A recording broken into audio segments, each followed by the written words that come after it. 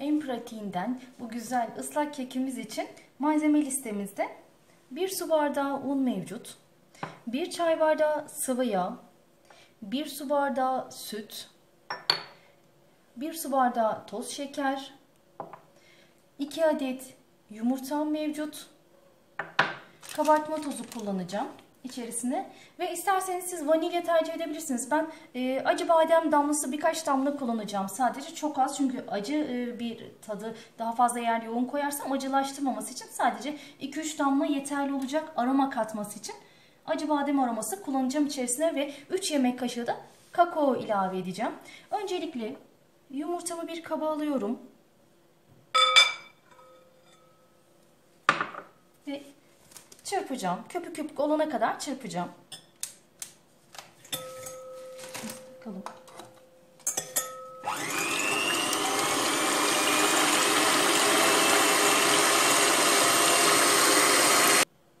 Yumurtalarımızı gördüğünüz gibi üzeri köpük köpük olana kadar 5 dakikaya yakın çırptım. Bu çırpma işlemi önemlidir, güzel sonuç alabilmek istiyorsak.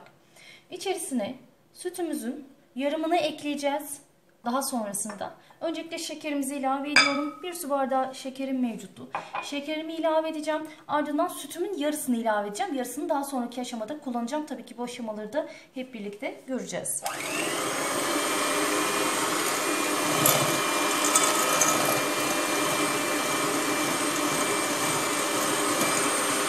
Yumurta ile şekeri iyice çırptıktan sonra içerisine 3 yemek kaşığı dolu dolu kakao ekledim. Kakao yoğunluğunuza mutlaka dikkat edin. Her kakaonun renk olarak yoğunluğu farklı olmaktadır. Her markaya göre değişiyor.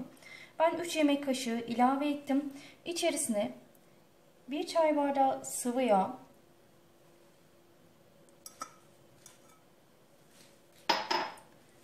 yarım su bardağı da süt ilave edeceğim. Yarısını, diğer yarısını daha önce aktarmıştım size. Daha sonra kullanım gerçekleştireceğiz bunu. Evet. Yarısını ilave ediyorum.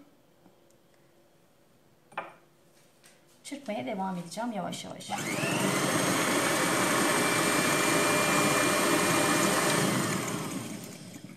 Öncelikle karıştıralım. Etrafa iyice saçacak yoksa.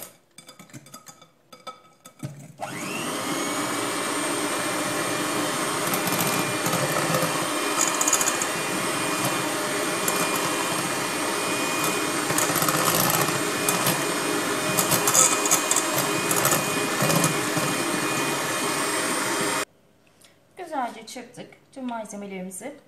Yarım su bardağı sütümüz, unumuz ve kabartma tozumuz şu an için beklemede. Çünkü bundan sonra işlemlerimiz devam edecek. 2-3 damla acı badem aroması kullanacağımı aktarmıştım size. Siz vanilya aroması ya da toz vanilya da tercih edebilirsiniz kullanımınız için. Çok hafif karıştıracağım.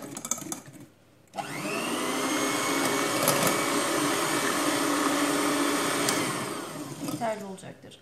Acı bademin kokusu, o güzel aroması burnuma geliyor ve bu lezzeti aile olarak çok seviyoruz. Size de tercih ederim aslında. Ben bu şekilde bir kalıp kullanacağım. Görüyorsunuz dilimlerini. Dilim dilim çıkartarak üzerine soslarını ilave edeceğim. Önce biraz yağladım.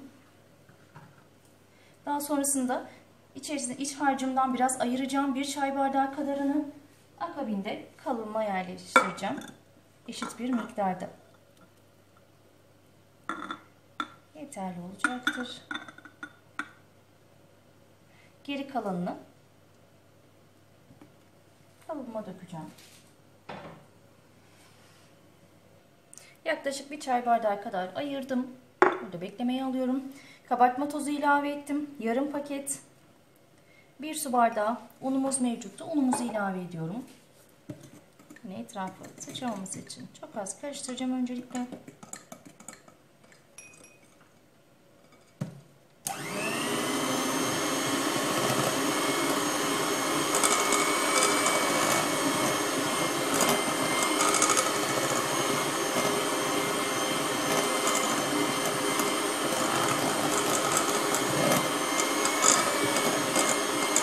Güzel, bakın yoğun bir kıvam aldı şu anda.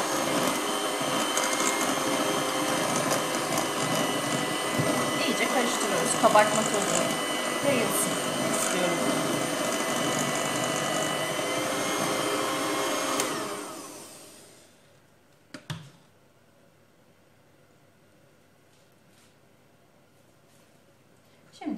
kalıbımıza ilave edeceğim. Eşit miktarda. Evet, kalıbımıza aldım kek harcımızı. Şimdi 175 derecelik fırında, önceden ısıtılmış fırında 20-25 dakika pişireceğim. Pişerken yarım bardak süt ayırdığımı aktarmıştım size. Bir çay bardağına yakında harcımızdan, unsuz harcımızdan, kabartma tozu olmadan harcımızdan bir kaseye ayırmıştık. Sütle bunu karıştırıyorum.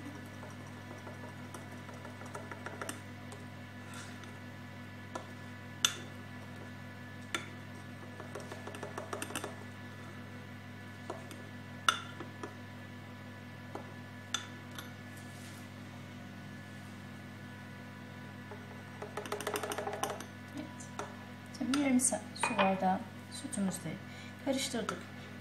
Fırından çıkan keklerimiz soğuduktan sonra sosumuzla keklerimizi ıslatacağız ve üzerine süsleme aşamasına hep birlikte geçeceğiz. Evet, kekimiz fırından çıktı. Şu an çok sıcak. İlk sıcaklığını attım. Bir 15 dakika bekleyeceğiz. Akabinde hazırladığımız bu sosumuzu üzerine eşit bir şekilde gezdireceğiz. Şimdilik 15 dakikalık bir soğumaya bırakıyorum. Daha sonraki aşamalarda görüşmek üzere. Kekimiz ilk sıcaklığını attı. Şu an ılık bir durumda. Hazırladığımız sosu tekrar yavaşça karıştırıyorum. Eşit bir şekilde her birinin üzerine gelecek kadar karıştırarak ilave ediyorum.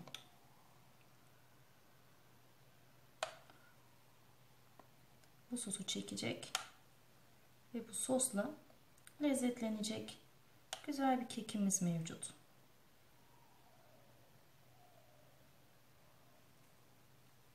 İlk başta yavaş yavaş gezdiriyorum ki aralarını çeksin.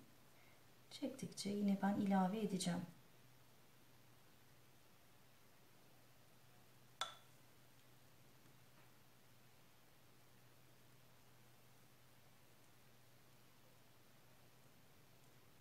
Evet, ben sosu çektikçe bu şekilde ilave etmeye devam edeceğim.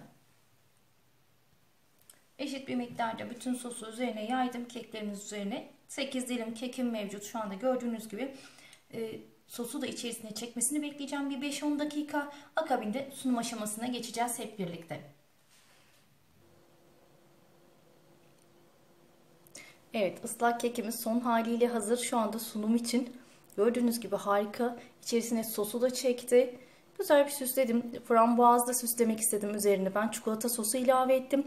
Siz dilediğiniz gibi Hindistan ceviziyle de süsleyebilirsiniz. Farklı şeyler de üzerine eklemesi yapabilirsiniz. Vişne, çilek yanına ilave edebilirsiniz. Evet, bu muhteşem lezzet akşama yemek sonrasında çay keyfi için bizi bekliyor. Deneyen herkese şimdiden afiyet olsun diliyorum.